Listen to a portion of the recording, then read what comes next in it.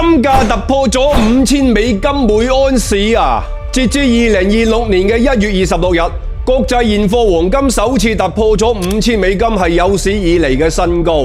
喺過去10年，黃金嘅年複合回報率係14.7%，已經好高㗎啦，未算啊。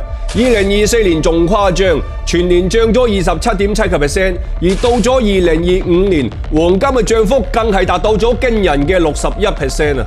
如果你舊年成副身家買晒黃金嘅話，你今年真係唔使返工㗎喎。返你養我啊！咁點解黃金呢2年漲到阿媽都唔認得呢？主要係有3大原因。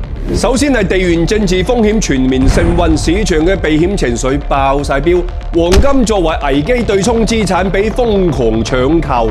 年頭美國發動貿易戰，金價去到2982，伊朗、以色列空襲互懟，金價上到去3367。美聯儲降息25 BP， 歐盟凍結俄央行2100億歐元資產，金價突破咗4318嘅關口。特襲委內瑞拉捉咗馬杜羅，宣稱要接管人哋嘅石油主權。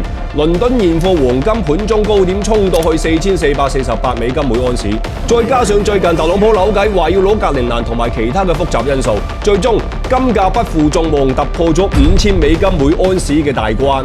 好多大事件社長之前嘅視頻已經講過㗎啦，大家有興趣嘅話，不妨去重溫一下。黃金暴漲嘅第二個原因係美元信用體系嘅動搖。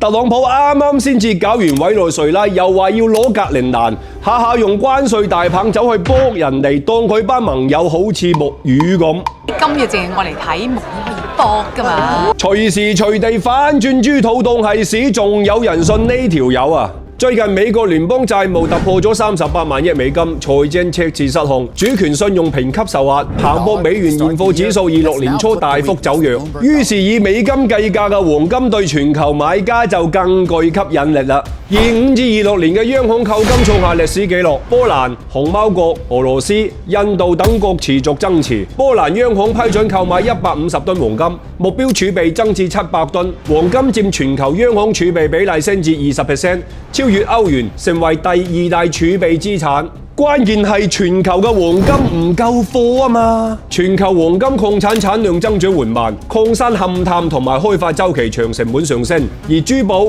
工業、投資需求全面爆發，供需缺口持續擴大，價格易漲難跌。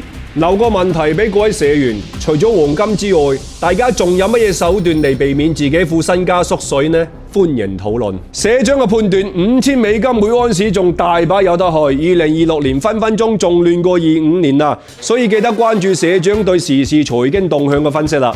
今期先講到呢度，下期見啦！